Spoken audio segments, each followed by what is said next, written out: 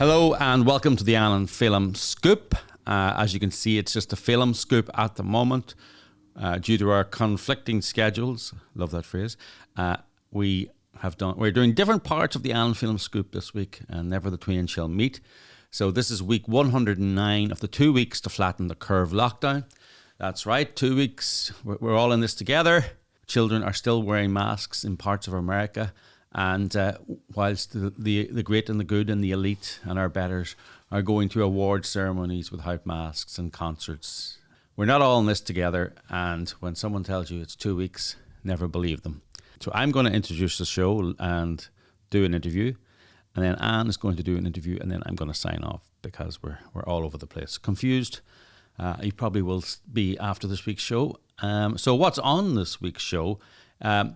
First of all, is it time to defund the FBI? From FBI lovebirds to FBI fake kidnapping plots. Is the FBI the original and most dedicated of the never-Trumpers? And we look at the world's richest man buying a media communications organization is bad for democracy, bad for democracy and the world, says another media organization owned by the world's second richest man. And a new twist on the idea that the solution to too much government is always more government. Organizations that create problems now want your money and your trust to solve these very same problems. And forget location. In modern America, to make serious money in real estate, you need to cry racism. And talking of racism, yes, we talk to someone who gives you the true story about the dishonest attacks on Supreme Court Justice Clarence Thomas and the political activities of his wife Ginni. And Anne will be following up on her series of people who've moved from blue states to red states, what they like, what they don't like, what they miss, what they don't miss, and what they like about their state and why they moved there. So let's get the show underway. Big show today. So either the FBI are very stupid or very politically corrupt. And I'm going with the latter. Don't forget, they forged documents. They've admitted they forged documents to allow them to investigate Trump's 2016 campaign, which then led to an obviously partisan dossier that had such murky origins and glaring errors. It was full of errors. It had meetings in Russian consulates in cities that didn't have Russian consulates. It had people traveling to places where the travel record would show they'd never been. It should have been laughed out of the FISA court. Instead, the FBI forged documents and slandered a CIA operative. So just to show you how corrupt they are, the CIA approached Carter Page. They knew he was traveling to Russia, and they said, look, Russians are going to approach you to try and turn you. Would you talk to them, cooperate with them, try and find out what they're trying to find out, work for us? So he agreed. He voluntarily agreed to work for the CIA at great personal risk, at great business risk, because he loved his country and he wanted to help the CIA. So it involved him then meeting lots of dodgy Russians and briefing his CIA handlers when he got back or in country. And who knows, bringing invaluable intelligence to the CIA. And when the FBI wanted an excuse to surveil and try and find dirt on the Trump campaign, what did they do? They looked at Carter Page, who was advising the Trump campaign, and they said, oh, look, he's meeting dodgy Russians. They hid the fact that he was actually a CIA asset, and they forged a document that said he was a CIA asset to say he is not a CIA asset. So that is what the FBI, not a surprise now that the jury has decided that they set these four guys up, or two of the four guys up, in a fake plot to kidnap Gretchen Whitmer, the Michigan governor. And don't forget, this was before the 2020 election. And then the left and the media were able to spin this as a Trump-inspired kidnap plot. I think it's time to defund the FBI and disband the FBI. What it does can be done by other agencies that are not Washington-based, that are not elitist, that can be more localized. Most of American life, the FBI did not exist. And I think we can go back to the FBI not existing. I mean, what do they investigate bank robberies? I think local police can investigate bank robberies. they investigate espionage against America. I think there are other organizations that can do that.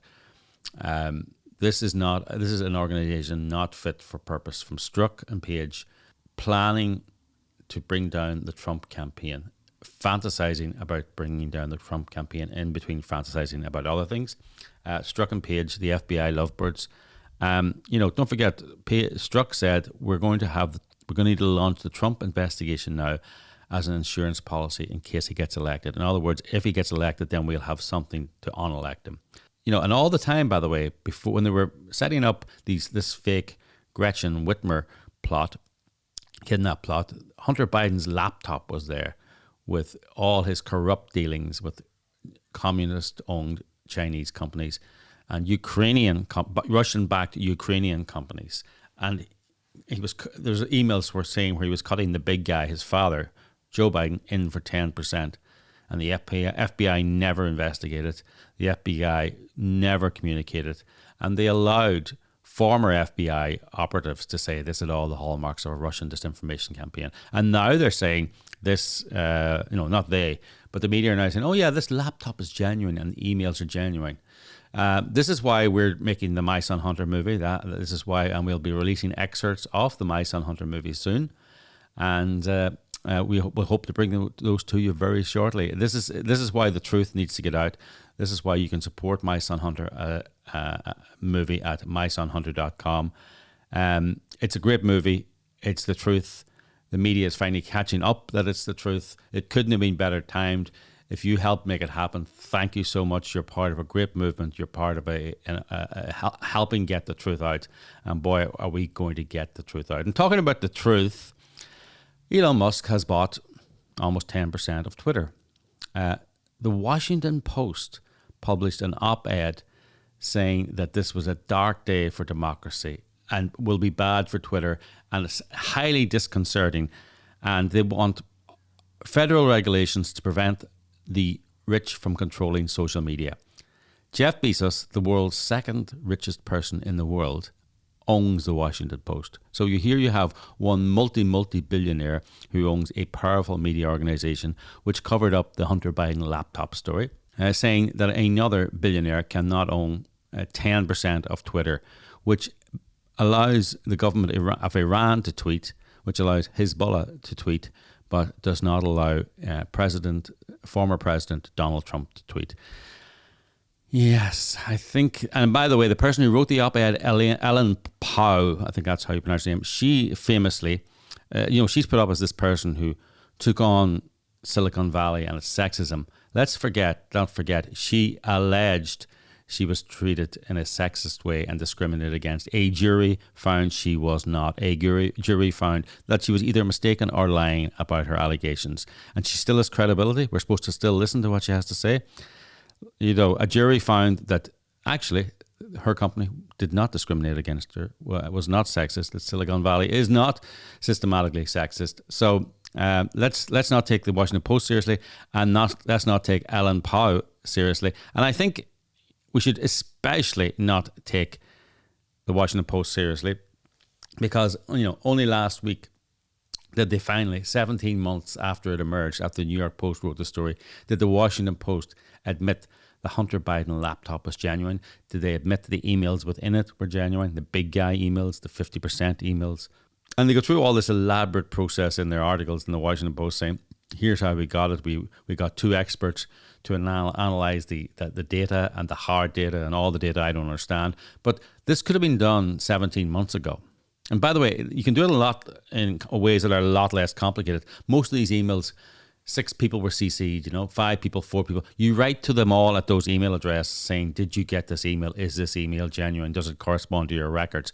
Tony Bobulinski said all those emails were genuine. He was on public giving interviews about that. You ignored those Washington Post. So I think we'll just not listen to you when you talk about rich people owning media outlets or communication outlets until you clean up your own house. What else is going on? Oh, yeah. No, the American Academy of Pediatrics is going to partner in a first-of-its-kind blueprint for youth suicide prevention. As someone said on Twitter, I have a blueprint for them. Don't sign off on prolonged school closures and aggressively promote masking on children's beautiful faces. Yes, if you wanted to, have a blueprint to stop youth suicide, the best place for children is in school with their friends in structure that they really love.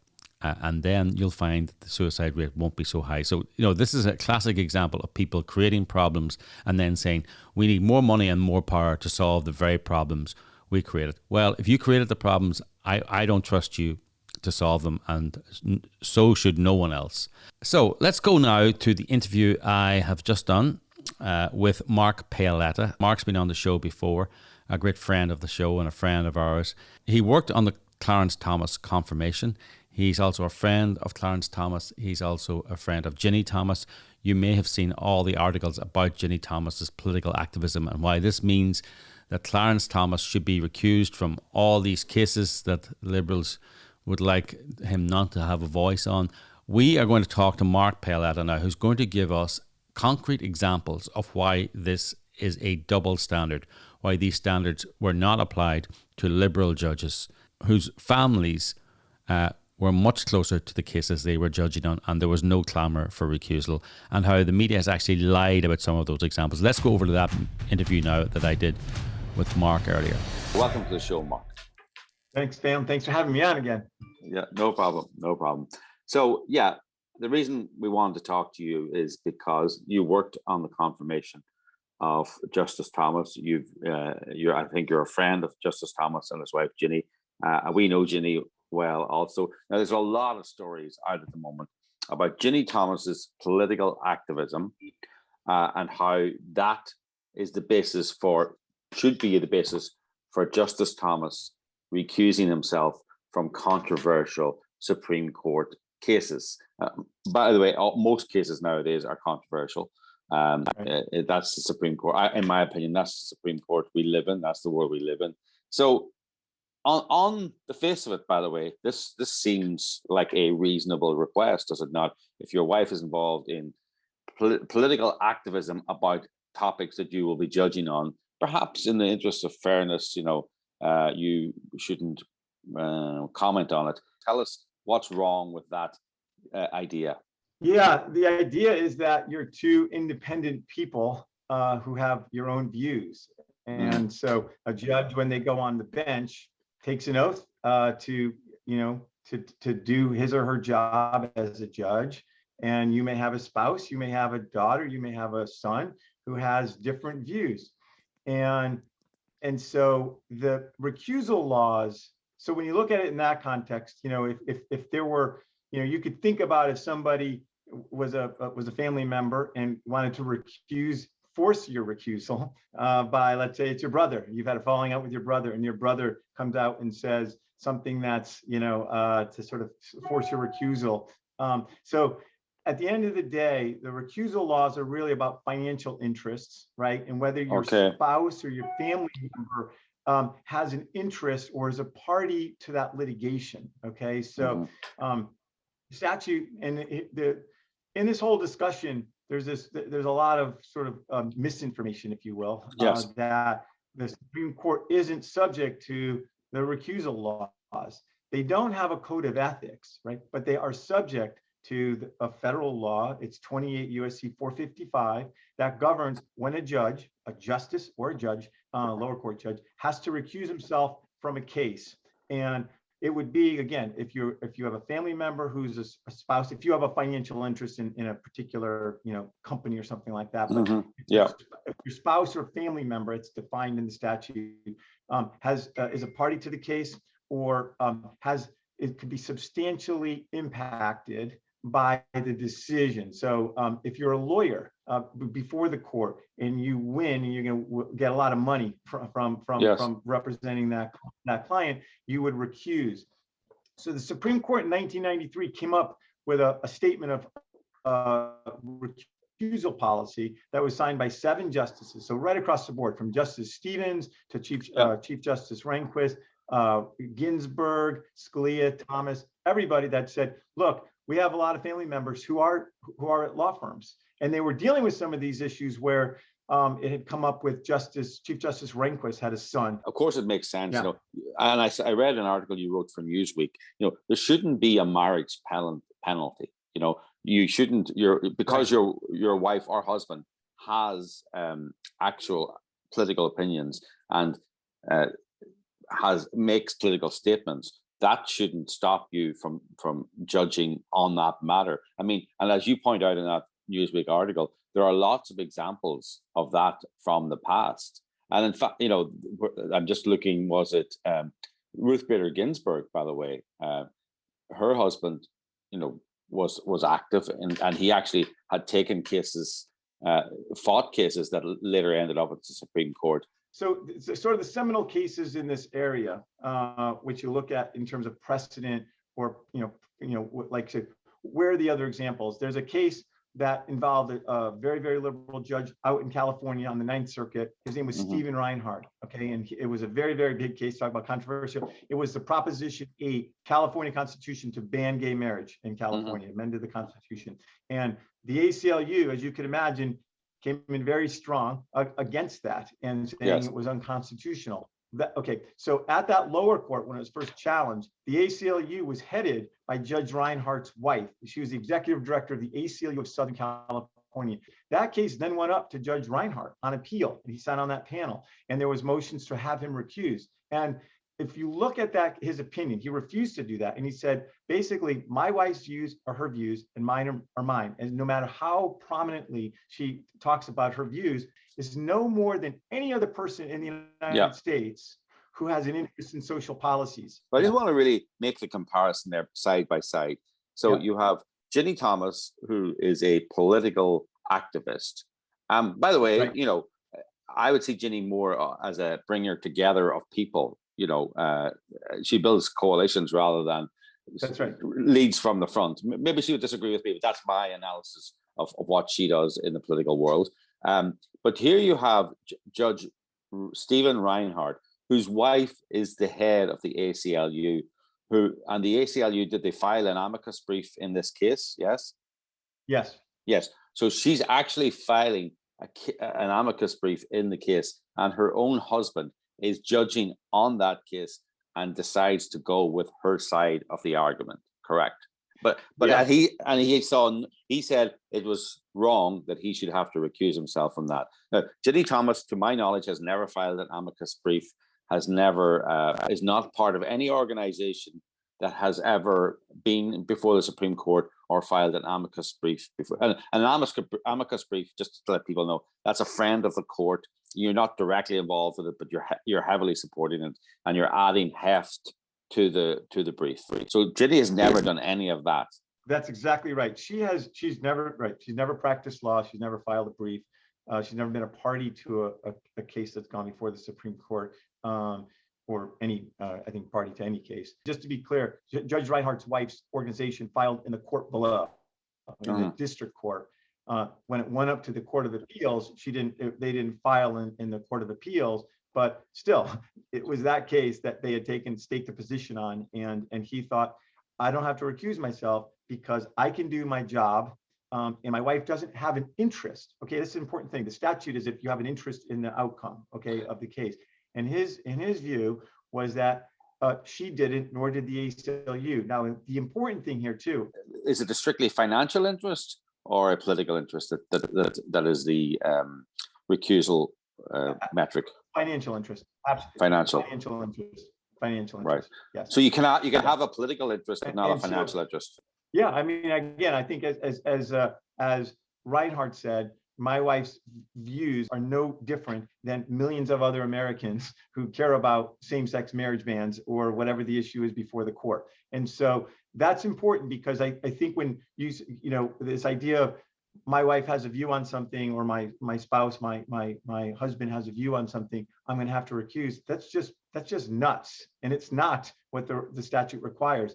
In fact, the Supreme Court, again, has said that if you have family members before, they even came out with a statement of a recusal policy. If you have family members filing below and involved in cases below, if they're not involved right at the Supreme Court as a litigant or a party, you don't have to recuse. Now, the thing I was going to add, Phelim, is that nobody's, the so-called judicial ethics experts led by a guy named Stephen Gillers and others actually filed filed a brief in the Supreme Court defending Judge Reinhard on his decision not to recuse. So you had all these ethics experts who are defending Reinhard and sort of chastising the folks that are seeking his recusal, like you're stuck in the old age of women who can't have a separate voice, and chastising is that the folks that were trying to seek his recusal.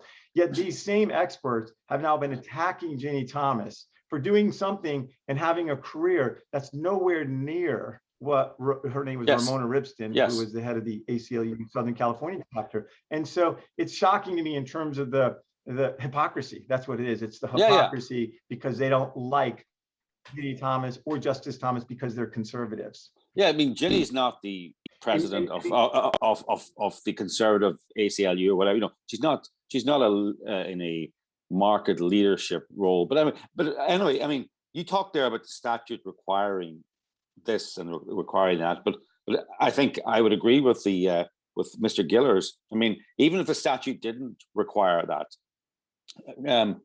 modern thinking, modern standards would say that the wife cannot be punished, or the husband cannot be punished for the activities of your wife, and vice versa. The wife cannot be punished because of the activities of your husband. This, if you wives are nowadays independent people with independent careers, and there cannot be a marriage penalty. I mean, when I was young, women in the Irish civil service, when they got married, they had to give up their jobs. That was in the early 70s. We've moved beyond that when your husband gets a job, when you get married, you have to give up your job. What kind of thinking is that? And now you said if your spouse was involved in taking a case, then the judge should recuse themselves, or did I mishear that? Judge Reinhard would recuse if his wife was litigating before him in the actual court, in his court. Okay. In his court, okay, because right? I'll tell you why I asked that question was because I read in your Newsweek article about Ruth Bader Ginsburg's husband, Marty Ginsburg, and according to you, he practiced law at a firm that represented parties before the Supreme Court, and Justice Ginsburg never recused herself. And then law professor Jane Ginsburg, the justice's daughter, wrote an article about a case pending before the Supreme Court. The petitioner cited Jane Ginsburg's article in its brief, and Judge Ginsburg voted for the result advocated by her daughter. Now, I'm not all for one for saying people should recuse themselves, but boy, if ever there was, that is getting very close to the edge, isn't it? But still, no liberal has ever said that Justice Ginsburg should have recused herself there. Correct, and I want to be clear. My view is that the standard that they're applying to Justice Thomas and Ginni Thomas finds no place in the law or in precedent. Okay, and so if they were to apply this standard that they're talking about right now for the Thomases, then all the examples that I've cited in my columns, Phelim, would require the recusal of Justice Ginsburg, or take your pick of the various judges. But under the recusal statute, okay, if your spouse isn't making money, if your spouse isn't before the court, or making money, sort of doesn't have a financial interest, then you don't have to recuse. So in those cases, so let's just go to so your viewers can kind of get a sense of how this works and why I believe it's gaslighting of the Thomases. Justice Ginsburg, her husband was a very, very prominent tax lawyer up in New York. When she gets appointed to the DC circuit, they come down to DC because she was up in New York, and he joins a firm in DC, and until he passed away, a year before he passed away, from 1980 to 2009, he practiced law at a very prominent law firm in DC. And that law firm appeared before the Supreme Court several times, okay, either as an amicus or in fact representing parties. And she never recused herself from any of those cases. Now, Marty Ginsburg wasn't involved with those cases, okay, and because he was of counsel, okay, at the firm and not a partner, and I'll get to that in a second, I don't get too much in the weeds, but he wasn't making money. Even though he was a member of that firm, he wasn't involved and he wasn't making money. So under the law, as it's been applied over the years and as it's been interpreted by the Supreme Court, the justice doesn't have to recuse. Okay. So in terms of that backdrop of what is the practice and precedent, how it's been, we trust judges to do the right thing. They've sworn this oath. Okay. So with respect to Marty Ginsburg, there was another case I mentioned, right, where he represented Ross Perot, Marty Ginsburg, brilliant tax attorney, and he solved a multi-$100-million case for Ross Perot. What did Ross Perot do? He endowed a chair at Georgetown Law School in Marty Ginsburg's name. That's a pretty neat gift, right? Sort of going on and on.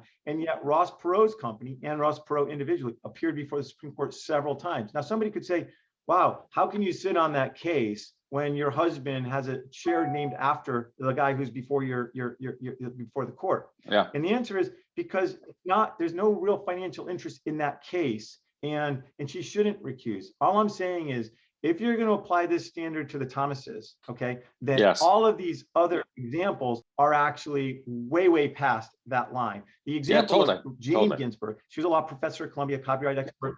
She wrote an article, and in fact, one person who watches the Supreme Court, sort of Supreme Court expert, if you will, wrote after the case that it was sort of surprising that Justice Ginsburg voted the way she did. I think he said she became a copyright hawk, perhaps influenced by her daughter's article, which the petitioners had cited in their briefs. So again, even on that one, my wife's a partner at a law firm. We met in law school. We have our own separate careers. She's a telecom expert. I do my thing. And if we may disagree on things, and that's okay. And you can do your job, and you can, you can have a spouse out there advocating separate things than you. And that's where it's just the hypocrisy of the left. Now, it's interesting in terms of dealing with the Ginsburg example. The left doesn't want to deal with that because a lot of people might think, oh, wow, you're at this law firm and your husband's firm is before the court. You should recuse. So Jane Mayer, which is that was the long article that kicked all this off. It was back in January in the New Yorker. She's hated the Thomases since Clarence Thomas was going through confirmation back in 1991. How does she deal with the Ginsburg example? She lies about it in it. She basically says that when Ruth Bader Ginsburg went on the DC circuit, her husband left his law firm and turned to teaching. Right. Then now she doesn't have to deal with the fact that Marty Ginsburg's at a law firm and that law firm is appearing before, Justice Ginsburg. Yeah. So it's really the hypocrisy of and the double standard that the Thomases are being subjected to that I really I have to say, well, when you get Jane Mayer lying, when you get people lying about it, there's a story there that they don't want to tackle. But an awful lot of people, right? An awful lot of people would say the fact that Marty Ginsburg was he a partner at the law firm, or he was of counsel? Of counsel. He was of counsel. That he's connected to this law firm that is arguing a brief before the Supreme Court. That definitely there's a arguable case there for recusal. Now you're saying under the rules that doesn't apply, right? But that is a million miles closer to Ruth Bader Ginsburg than Ginni Thomas's activities are to Clarence Thomas, without a shadow of doubt. 100% correct. And the examples that they've used with Ginni Thomas is she was on the National Association of Scholars, which is a conservative group. Yeah. She was on their an advisory board, so not paid. Unbeknownst to her, that group filed an amicus brief at the Supreme Court on a case. Didn't consult her. She didn't know about it. She didn't know about it, I think, until this story broke. And yet they are trying to make the argument that Justice Thomas should recuse himself from that, that's the affirmative action case with Harvard. And so, again, if you match up the examples of Marty Ginsburg or take your pick, it's so much closer to the line, if you will, than what the Thomases and what Ginni Thomas did, particularly in that case. Yeah, so that's exactly what I'm saying. He was, as you say, at counsel or off counsel to this law firm that was arguing a case. And he was a world-renowned tax lawyer. That's a big difference. I don't know the exact circumstances of Ginni being on the board of the National Association of Scholars, but I do know that when you're, in politics as long as she has and as prominent as she is, you get invited on lots of boards, and some boards you're very active on, and some you're not. Some are symbolic. and I don't know the exact examples, but it's definitely true that you can be on the board of something and not know the minutiae of of what they're doing, because you can't, and that's not your role to know the minutiae. Your role is to either to advise or to make sure that they're following corporate governance, following the governance. In terms of recusal, if you're on a board of directors of a company that's before the Supreme Court, okay, that would be a fiduciary duty. That would require a recusal. Okay. Yes.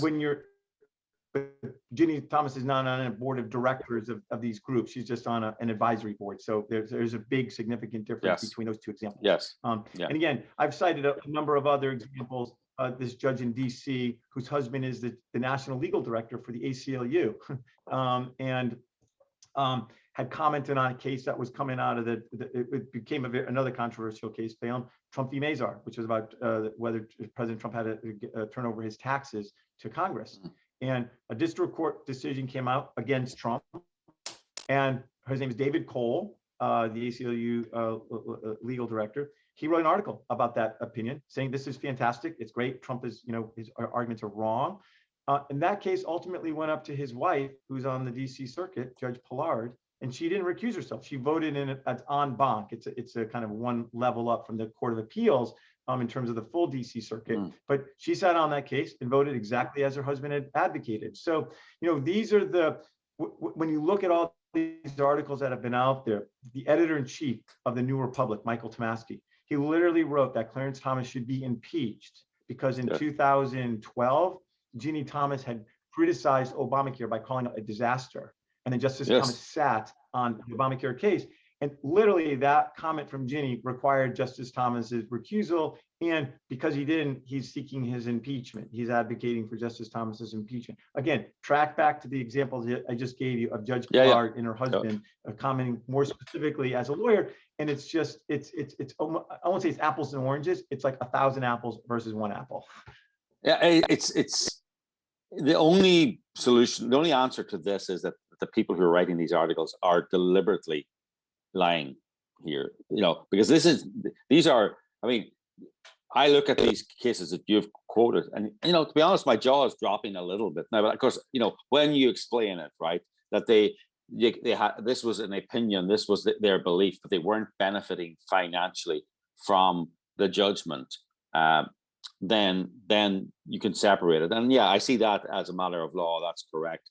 To try and compare Ginni Thomas's unpaid activity to this. Ginni is it's like Kevin Bacon. You can always find a case, because Ginni actually has a wide ranging. She brings people together, so she's connected to everyone. That's kind of what she does. No, she doesn't have I don't think Ginni has a particular issue, right? Funny enough, Ginni doesn't have. I don't want to misquote Ginni or anything, but my impression is she brings people together. She says to this person, you should meet that person. But she doesn't have a particular issue that she's hugely passionate, that you'd say that's Ginni Thomas's issue. She's going to talk about everything, and it's kind of like the Supreme Court, 6 degrees of Kevin Bacon. You can always find every actor has always been in a movie with Kevin Bacon because he's been in some movie. He's so many movies. He just you'll always find Ginni will always be involved in every political issue because she's a bringer together. She's a coalition builder. I forget his name, but there's called Fix the Court. And the gentleman from that group, which has been very critical of Justice Thomas, last night he was on PBS and he said, we're tired of our activism. And I thought, wow, again, the ACLU litigation had pretty big activist, if you will. Yes. And she's been doing this, as you said, Phelim, for her entire life. Long before she met Justice Thomas, she was in the vineyards of the conservative movement. And as you said, she worked up on the Hill. She worked in the executive branch. She was an elected delegate from Virginia for President Trump in 2020. And so it's it's amazing to me that the left that claims to want equal rights or whatever you want to call it is demanding that Ginni Thomas give up her career. That's correct. And when she's been doing this her whole life, and then when you look at what her career is and how it does not intersect with the Supreme Court and how they make up these connections when Yes. right in front of them are these connections that are staring them right in the face, like the ACLU litigation director commenting on a case that's going directly up to his wife, who's a lawyer, who's commenting on the legal arguments, is astonishing to me and just shows the hypocrisy. And then you have, of course, as I point out in my article, in terms of a conflict, if you will, and an open mind, because that's what these, sort of conflict of interest go to, right? When you have Ruth Bader Ginsburg ripping into President Trump in 2016, calling him a faker, and saying she's afraid to live in America if this guy gets elected, and criticizing him for not releasing his taxes, and criticizing the press for not pressing him harder. And then lo and behold, in 2020, she sits on a case on what? Donald Trump challenging a congressional subpoena to have to release his taxes, right? So do you think any fair-minded person would think that she could be fair-minded to President Trump in that argument when she already was belittling him? Yeah. No, and yet she didn't recuse herself, and nobody criticized her for sitting on that case. And of course, she ruled against President Trump. Yes. So it's you talked about they really do believe, I think, that these rules, however they process it, it doesn't apply to them because they're the good guys. They're the good guys. And it's very frustrating when I see these new standards applied to the justice and his wife that, just as I said, have no place in the law or in precedent. Yeah, no, that's the thing. They believe they're the good guys. So the rules, so they won't be influenced by the same grubby considerations that lesser people would. But also, I mean, they believe in the good lie as well. That they can lie. That if a lie, such as not referencing the Ginsburg case or referencing other conflicts, but applying a different standard to the Thomases, they believe that's a good lie for the greater good, and then they've always had that opinion. I just sent out a tweet today on something I just developed where Ginni Thomas sent texts to the chief of staff concerned about election fraud and urging Mark Meadows to fight on in the courts to challenge it, right? And I noticed this article yesterday where Stacey Abrams, that's right, lawyer, had made a filing. She's been nominated to be an FEC commissioner. Okay, so that's why this article came up. And in 2018, she had filed a brief that said that essentially the election was stolen in Georgia, and that voting machines had literally changed votes from Stacey Abrams to Brian Kemp. The machine had done that. And and so here she's making these arguments in court, not just in a text, right, but in court. And so what happens to Ginni Thomas? She comes under fire for trying to undermine democracy. Is nominated by President Biden to be on of all things, the Federal Election Commission. So it just shows you and of course Stacey Abrams never conceded and said that election was stolen. In her testimony, her name is Dara Lindenbaum. She said, Ted Cruz asked her, when you say an election is stolen, does it undermine faith in democracy? And her answer was, well, it depends. It depends on the context. And so, we can never challenge an election, or you can't send a text raising concerns about an election fraud, or urging people to fight on in the courts. And then it's just a perfect juxtaposition, again, of the double standard of when they do it, when two spouses are working and they're out there and they have different views, they're great, right? How progressive and how great they are. When a conservative does it, you're corrupt, right? And of course, there's a little bit of racism too that's layered in with the Justice Thomas issue, right? That it's always somehow his wife has undue influence on him, just like they claim that Justice Scalia had undue influence on Clarence Thomas. And it's such a racist, smear. But again, I think at the end of the day, they've really got spun up. They tried to take Clarence Thomas out in 1991. As you mentioned, I worked on those things. It was awful, unprecedented. Justice Thomas fought back, shall we say, and called them out and was confirmed. And they thought they were trying to marginalize him once he was on the court. And now he's, 30 years later, he is they call it the Thomas court, right? Yes. He's leading originalist on that court. And it must be driving, I mean, I don't know. It must be driving the left crazy. I don't know Justice Thomas, but I've read a lot about him. I've seen the brilliant documentary about him, Created Equal, which is it back on Amazon, Mark? Is it? Yeah. And back on Amazon, yeah. Yes, you can see it on Amazon, called Created Equal: The Life of Clarence Thomas. But I mean, the idea that anyone would have any undue influence on that man really is stretching believability. And look, Justice Scalia and Justice Thomas, they both had very similar judicial opinions, I believe, judicial philosophies, and they probably supported each other. Not there was no undue influence. But you're right; it's not a double standard for the Thomases; it's a triple, quadruple standard. So on that, I believe you're working on a book.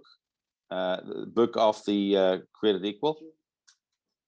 Yes. So thanks, Phelim. We just finished the book. It's off to the printer. It comes out June 21st. It's called Created Equal: Clarence Thomas in His Own Words. And what happened there is the movie was made. And again, I urge your viewers to rent that on Amazon or on manifoldproductions.com. But it's a 2-hour movie about Justice Thomas's life. It was unprecedented in that Michael Pack, the director, interviewed Justice Thomas for 25 hours and Ginni Thomas for 6 hours. And it was became a 2-hour movie, and lots of that interview obviously, ended up, not making it into the movie. And so when we got done with the movie, I thought it would be great to package up, the interview and make it into a book. So that's what this is. It's the follow-on to the movie. It's called Created Equal: Clarence Thomas in His Own Words by Mark Paoletta and Mike. And you can pre-order it now on Amazon. Is that correct? Yeah, Amazon. Yes, and Regnery. Yes. So please go to Regnery or Amazon. All our viewers and all our listeners, please go and pre-order Created Equal. It'd be nice to have it open as a bestseller on day one, and that's what you got to do. You got to pre-order so that all those orders show up in the first week, and it gets bumped up the ratings, which will in turn increase sales. Well, Mark, thank you very much. People can get you on at Mark Paoletta. That's the Twitter handle. It's MarkPaoletta. Yeah? Correct. Okay. Good. Thanks very much, Mark, and hope to talk to you soon. Thanks for having me. Okay, well, I have to say it still amazes me when we discover just how dishonest the mainstream corporate media really is. I mean, can you believe, when there was an inconvenient fact about Ruth Bader Ginsburg's husband, they didn't try and downplay it. They didn't try and sort of twist it. They just lied. They just lied to allow them to attack the wife of a political enemy. Amazing sign of corporate and media malfeasance. And talking of corporate malfeasance, location. Did you see this story? I mean, this is wonderful. This is wonderful. You got to admire people's neck. BLM bought a Los Angeles mansion, not that far from here, just up the road from here, up in Studio City, about 30 minutes up the road. And they bought a mansion for $5.8 million for creation, and as a center of creativity. And then I suppose, and let's just say they haven't been that creative or that productive. However, the really juicy piece of information is that it was bought a few days earlier by a friend of BLM for $3.1 million. Then BLM paid a few days later, paid $5.8 million. Now, let me tell you, I know a lot about real estate up in Studio City, and that mansion is not worth $5.8 million. It may be worth $3 million, but it ain't worth $5.8 million up there. I've looked at it. So obviously, what happened here? A friend of BLM bought it for $3.1 million, and then BLM used their charitably raised funds to fight systemic racism in America to pay their friend and make him a profit of $2.7 million in a few days. Where did that $2.7 million go? Who was it distributed amongst? We don't know. They're not saying. But look, if you want to get ahead in this life, just cry racism, or transgenderism, transphobia. And then when you're criticized, like Patrisse Cullors, who was the head of BLM, who was heavily involved in this transaction, when you're attacked for this obvious malfeasance, cry racism yet again and try and shut down the criticism. It's a wonderful life, isn't it? So we're now going on to the next interview, and it's with Anne and someone who has fled from a blue state to a red state. It's with Brian Godawa, the screenwriter who wrote the screenplay for My Son Hunter. Let's go over that interview now. So that was a really good interview there with Mark Paoletta. Thank you for that, Phelim. And thank you, Mark, for your time. Really extraordinary what's happening to Ginni Thomas. We're now joined by our dear friend, Brian Godawa. Brian is a screenwriter. He wrote the screenplay to End All Wars. He co-wrote Change Your Life with Adam Christing. His book, Hollywood Worldview, Watching Films with Wisdom and Discernment, is in its 9th printing. Congratulations for that. And of course, he's more famous with us for being the writer of My Son Hunter, the screenplay of My Son Hunter. Yes, coming to a screen near you soon. More on that in the next few weeks. But you probably noticed, Brian, there's some stuff dropping in the media. Welcome to the show, Brian. Thanks for having me on. That's great. So listen, we've just started this new feature, which I think is going to become huge, which is we're interviewing people who've escaped from a blue state to a red state. And I'm calling this, the feature could end up being called, oh, I'm a freedom lover, get me out of here, right? Yeah. So tell us, where were you living before where you're living now? Where were you living? Where are you living now? And why did you leave where you were? Well, before I do, though, I got to say, though, that Phelim has actually called us the rats leaving the sinking ship. Just so you know, that's, okay, yes, like that. I'm yes. like, and then I'm like, okay, eventually you're going to be the rats. So just you wait and see. Yeah. So anyway, I was living in Los Angeles. In fact, I was living in California for 30 years. And my wife and I lived in Los Angeles for 20 years. So we were down in Orange County the time before that. And we moved out there to be near the film business, and that's why I even moved into LA, just to be closer to connections and contacts and all that kind of stuff. So 1 year ago, in the middle of the election, like November 4th, we were driving on the road to Texas, where we moved to. And I tried to plan it so we'd be out of there in case there were riots. But that's just because I didn't know the election was going to be stolen. So, Okay, but anyway. Go back. So you've jumped ahead there. Why did you leave California? We've got beautiful weather here. The beaches are gorgeous. It's extraordinary. As you said, the movie industry is here. And after all these years, after 30 years and 20 years, as you say, in Los Angeles, why did you leave? What happened? Well, it was a compounding of events. And my wife not always, but my wife had often, for many years, had been wanting to leave eventually. But we were there mostly for my vision of working with movies. And that really was the heart and soul of everything. And I'm driven by that vision. But what happened was, now there's a lot of bad things that I was tolerating. But basically, it's the governance of the state, the taxes, plus, we were living on the west side, which is actually like near Century City, which is actually a pretty nice area, and we were in one of the most beautiful parks, which is Roxbury Park. We're right there. But even then, they started a homeless encampment just down the street near the golf course by us. So homeless were starting to come in. The way that they've been treating the homeless, of course, in LA has just been encroachingly worse and worse. And then right in the middle of the riots, where we had riot in Beverly Hills down the street from us, there's two major moments that made me, realize we got to get out of here. My wife was always waiting for us to leave, but one was when the riots were occurring, the BLM riots. That's when I realized, and they started going down suburban blocks and putting houses on fire in certain places around the country. That's when I thought, we're not sheltered anymore. And that this stuff could really happen down our block. And if I have to defend ourselves, we're probably going to be ones thrown in jail. And that was that wasn't the solid thing, but that was one of the major turning points that I'm going, okay, maybe we should get out of here. But then when Hollywood went officially, Hollywood's always been woke, and for years it's been, obviously it's been racist with its equity policies and stuff. But when it came out and started promoting it verbally and just saying, literally, like reading in the paper, these producers saying, executives saying, oh yeah, we're not hiring white middle-aged men.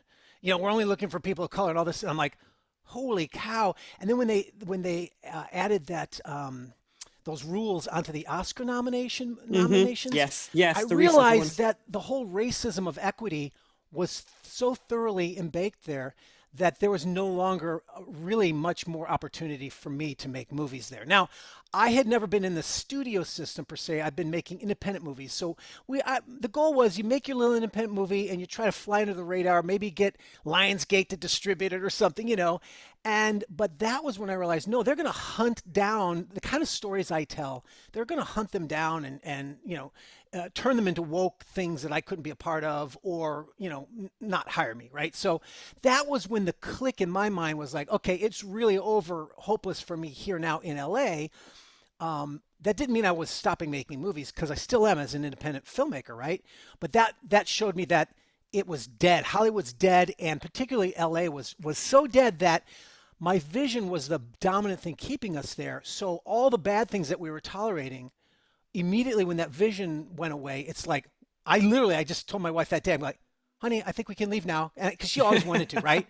And It's like, okay, great, let's go, let's sell the condo and get out, And that was like that. Yeah, that was the year. That was during the COVID situation. And now, where to go was the big issue, right? And yes. Now everyone has their own situation. For us, it was because we had gone to California for my vision for 30 years. I said, my wife's a nurse, and I said, honey, wherever you want, within reason, and I need to be involved, but like wherever you want to go, we'll go.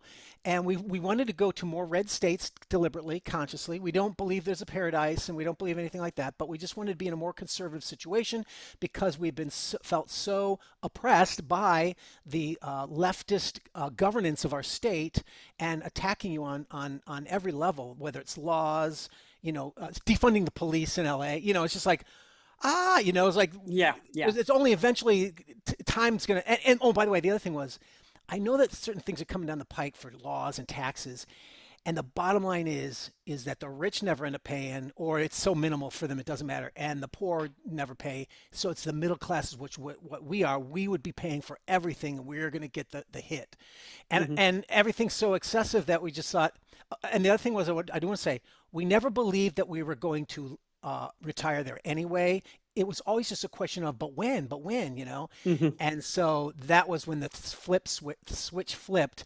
And then I wanted to get out as soon as possible. And thank God, I didn't know why, but everyone was leaving California, right? Like you couldn't get a U-Haul trailer. That's right. Right.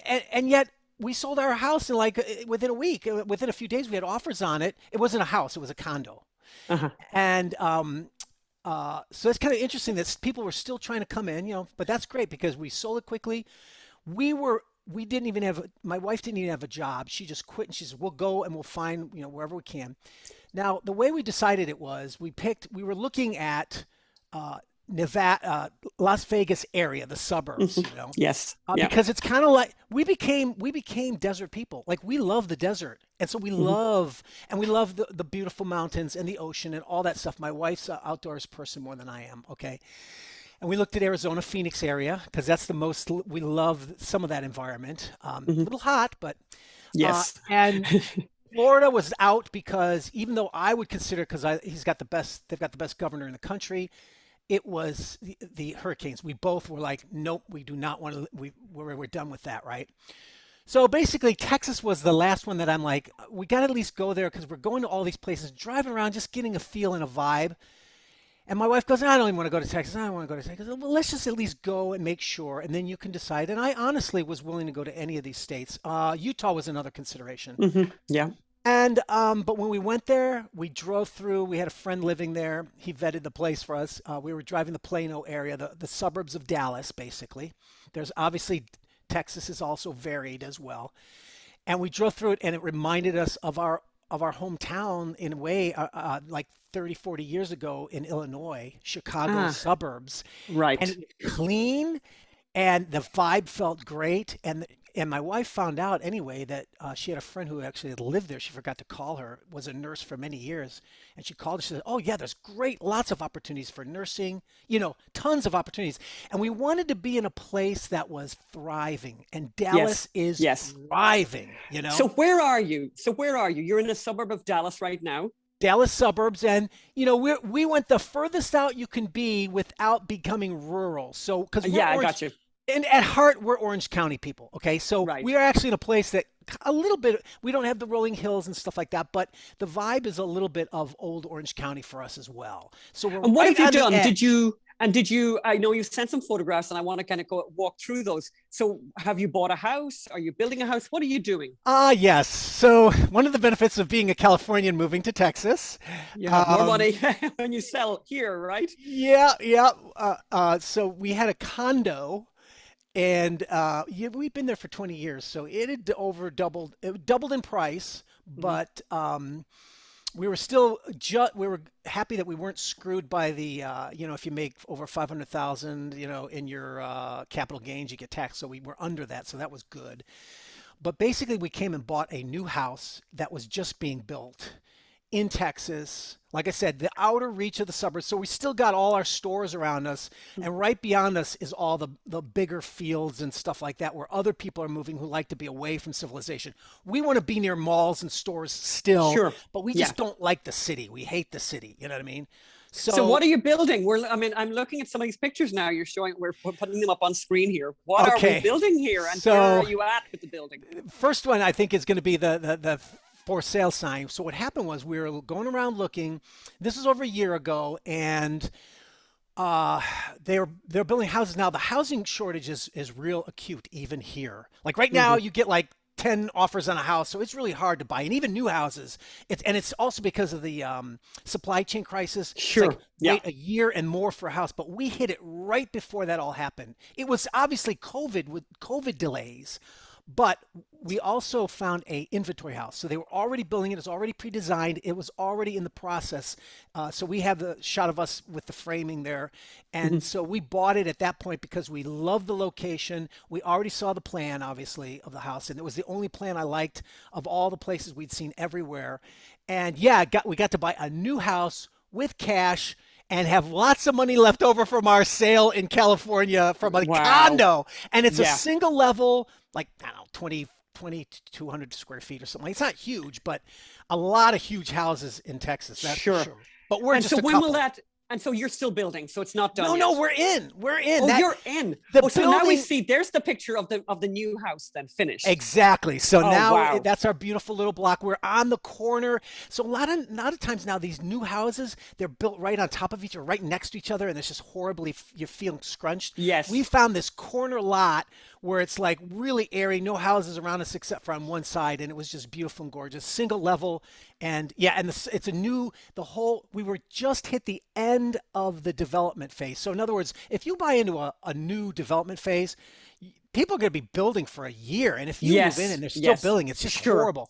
Yeah. When we got in, we only had like 3 months or 4 months of building around us, and it's pretty much done now. So we got So first impressions of living in Texas, living in Dallas. What are the first impressions? What strikes you? What's different? There's a lot of things. First of all, for me personally, the biggest thing is the weather.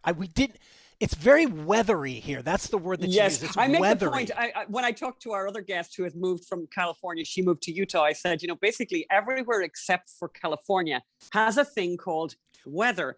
And by the way, I think we've all heard you've had some extraordinary weather recently. I mean, dangerous weather, right? Tell us about that. We were here at Snowpocalypse, but we were born and raised in Chicago, which we have far worse storms than that. We were without power for 3 days. It was not a big deal for us, but of course people did die. But anyway, so the weather, and when you've lived there, look, we knew it was great, and we knew we enjoyed it. It's not like we took it for granted, but you can't help but get so used to it that you forget. And now it was like a month or so after we moved out here, and we had an apartment, and we were house shopping. Within about a month, I had my first weather dream where I literally I was dreaming that I was like in the palm trees and the beautiful weather, and I missed it, Okay. So I will admit that I do miss that beautiful constant weather. However, there's one thing I noticed living in California because of that. you never get a sense of the passage of time, because see, seasons give you a sense of the passage of time. And we don't have any kids, so we couldn't see it in our kids, but it's like, and now it's like you go through the seasons, you get a sense of passage of time. And I didn't realize how it kind of made me feel stunted, in the sense that you just feel like everything's the same all the time and there's no real change. And it kind of I didn't realize how much it was pulling on me. I mean, don't get me wrong, I still prefer the beautiful weather in a sense, but I'm appreciating and the other thing about Texas is, though, too, where we are in Dallas, it's mild weather. We had that snowpocalypse, but that was like really rare. And the truth is our winters are not really bad. We have very minimal snow. We do have some hot summers, and it's muggy at times. But we've had that as well in California. So number we love one, the seasons, but they're not extreme. Okay, so number one, you're saying weather is a big change. Give me more. What else is different? And what strikes you when you go to live in Texas? Okay, one of the biggest things is, now my wife is an outdoors person, so she misses the mountains, the ocean, and the hiking. Now we have trails, but that's really big to her, and she's getting over it, though. We do have trails, they're just not in mountains and stuff, okay? Right. Well, one of the biggest things that struck us both was people are nice here. Oh, yeah. I mean, they're really so funny. Genuinely nice. Okay, that is so funny. So funny. Again, you get so used to it. Literally said the same words. She said, people are so nice. Yes, and you just get used to everybody sort of having this sort of selfishness about them in different versions in different ways in Los Angeles, and some are not as bad as others, but it's all everyone's there sort of wondering how they can benefit from the situation to help their career and all this kind of stuff. Even just with friends, it's just everything. And but it's also just, and I got so used to the people in Los Angeles that it really stuck out coming here. And they're and don't get me wrong, there's still jackasses and there's still, jerks and all that stuff here. But in general, like, going to stores, going to restaurants, everything, people are just nice and friendly and interactive. And it's just, and neighbors will chat with you, it's just amazing. So then the other thing that a lot of people talk about is things like, obviously, kale, and arugula are massive problems for a lot of people. So have you had any arugula or kale problems? Have you had supply chain issues when it came to those very, very Californian staples? Tell us about that. What's the story with the stores? Well, we have a Sprouts down the street from us, so we're in a suburban area that's a little bit more upscale, I would say. So no, we haven't had any lack for that I can think of. We've been able to get all the.